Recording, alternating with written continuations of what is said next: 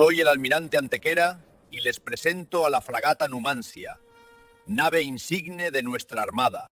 A ver, cuando uno piensa en la primera vuelta al mundo, pues lo normal es que se nos vengan a la cabeza barcos de vela, exploradores del Renacimiento, ¿verdad? Magallanes, Elcano. Pero, ¿y si descubriéramos que la primera vez que un buque de guerra acorazado, blindado, lo consiguió fue casi por accidente? Pues hoy vamos a sumergirnos en la increíble y a menudo olvidada historia de la fragata Numancia.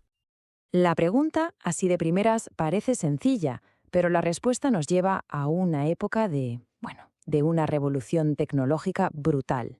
Así que olvidémonos por un momento de Magallanes y Elcano. Pensemos en vapor, en hierro, en cañones de última generación. ¿Qué buque fue el pionero absoluto en una hazaña de ingeniería como esta? Pues aquí la tenemos, la protagonista de nuestra historia, la fragata blindada española Numancia. Votada en 1863, era una auténtica maravilla de la ingeniería naval de su tiempo, destinada a marcar un antes y un después. Aunque, como vamos a ver, de una forma que nadie, pero nadie, había planeado.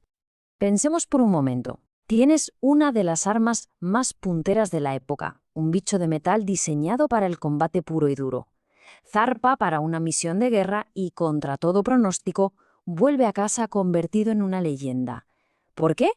Porque completó un viaje para el que, no estaba ni de lejos preparado. El nacimiento de un punto de inflexión. Vale, para entender por qué la Numancia fue tan revolucionaria, tenemos que viajar un momento al siglo XIX. En esa época la tecnología naval estaba a punto de dar un salto brutal, dejando atrás siglos y siglos de tradición. Claro, esta revolución tecnológica tenía un precio. Y vaya precio. España invirtió más de 8 millones de pesetas de la época, que era una auténtica fortuna.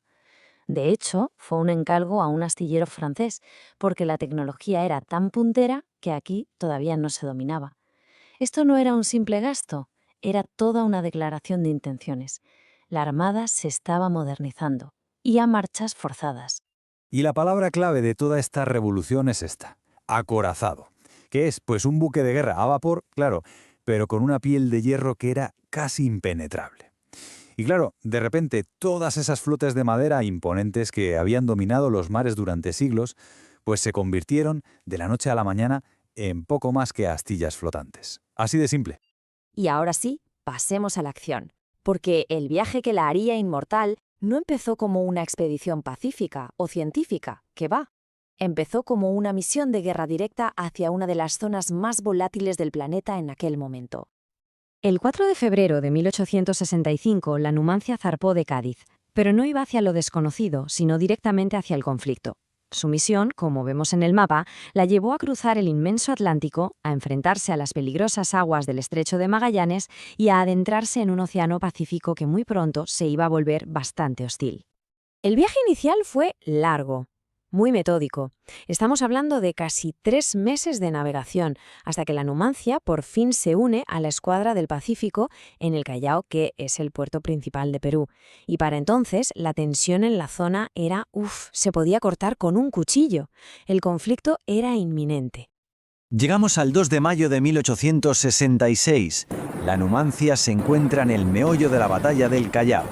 Aquí la vemos enfrentándose a la artillería peruana. Este era el momento de la verdad. La gran pregunta: ¿iba a funcionar de verdad el concepto del acorazado oceánico en un combate real? Y la respuesta fue un sí, pero rotundo. La Numancia no solo hizo historia como el primer acorazado oceánico en entrar en combate, sino que además demostró una audacia increíble. O sea, llegó a usar su propia hélice para cortar los cables de las minas submarinas. Es que es de película. Su actuación no dejó lugar a dudas. El futuro era el buque blindado. Punto. La clave está en este número, 52. Esa es la cantidad de cañonazos directos que absorbió su casco de hierro. ¿Y el resultado? Pues casi nada, apenas unos rasguños. Quedó clarísimo que la coraza de hierro era prácticamente invulnerable. El resultado fue la prueba definitiva de su resistencia. El barco recibió un montón de impactos. De hecho, su comandante, Casto Méndez Núñez, y otros 15 tripulantes resultaron heridos. Pero a bordo, muertos, ni uno, ni una sola baja mortal. La vuelta al mundo en hierro. Un viaje hacia la leyenda. Después de la batalla, sus comandantes tomaron una decisión, de lo más audaz. En lugar de volver por el mismo camino, la Numancia se iba a embarcar en un viaje que la iba a catapultar directamente a la leyenda. Volvemos al mapa, porque la escala de esta decisión es que es sobrecogedora. Ya no se trataba de volver, se trataba de conquistar el globo, de cruzar el vastísimo Pacífico hasta Tahití, navegar hasta las Filipinas, atravesar todo el Océano Índico, rodear África y finalmente volver a casa por el Atlántico. Una locura. Para que nos hagamos una idea de la escala de esta odisea, la distancia total que recorrió la Numancia fue de 42.500 millas náuticas.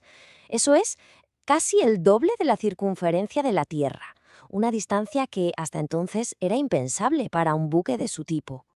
Y claro, este viaje monumental no fue cosa de unos meses. La tripulación estuvo lejos de casa durante 2 años, 7 meses y 6 días.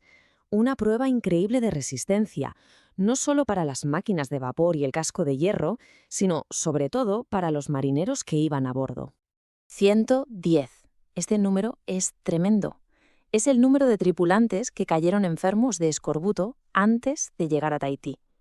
Es un recordatorio brutal de lo que suponía un viaje así en el siglo XIX, del coste humano. Por suerte, estuvieron 2 meses en la isla y, eso permitió que todo el mundo se recuperara. Y a partir de ahí, el resto del viaje fue una auténtica odisea por todo el globo. De Tahití a Manila, en las Filipinas, que entonces eran españolas. De ahí a Java, para luego rodear todo el sur de África y finalmente, después de una paradita en Santa Elena, de vuelta al Atlántico y a casa. El capitán y su barco. Las personas detrás del hierro. Porque claro, una máquina, por muy avanzada que sea, no es nada sin el ingenio y el coraje de la gente que la maneja. Vamos a conocer a los hombres que hicieron posible esta proeza.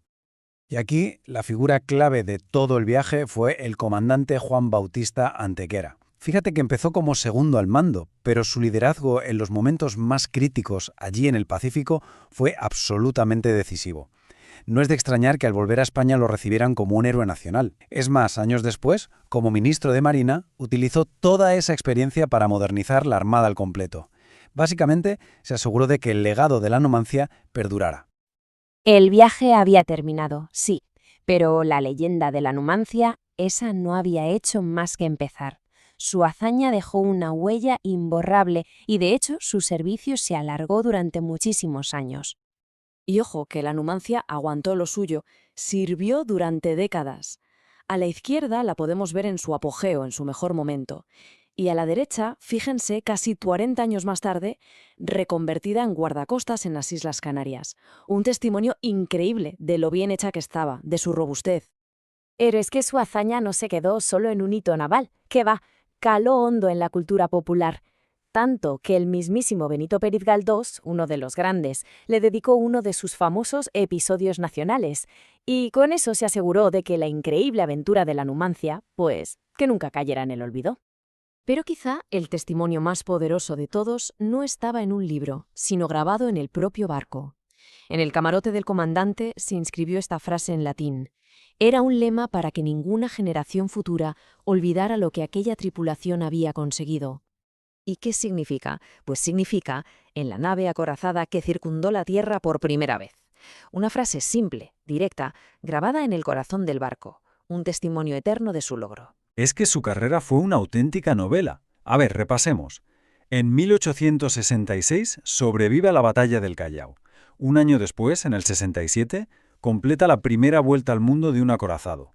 En el 74 es que hasta la capturan brevemente durante una rebelión cantonal. Y décadas más tarde, en 1905, seguía siendo tan importante que hacía giras oficiales representando a la corona por las Islas Canarias. Increíble.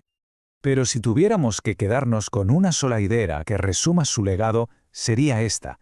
La Numancia no solo ganó batallas o dio la vuelta al mundo, lo que hizo fue demostrar, de una forma concluyente, definitiva, que la era de los majestuosos buques de guerra de madera se había acabado, para siempre.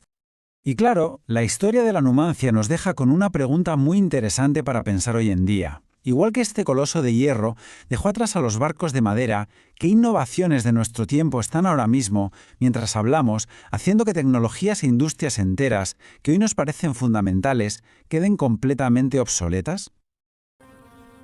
Aquí se acaba la singladura. Espero que les haya gustado.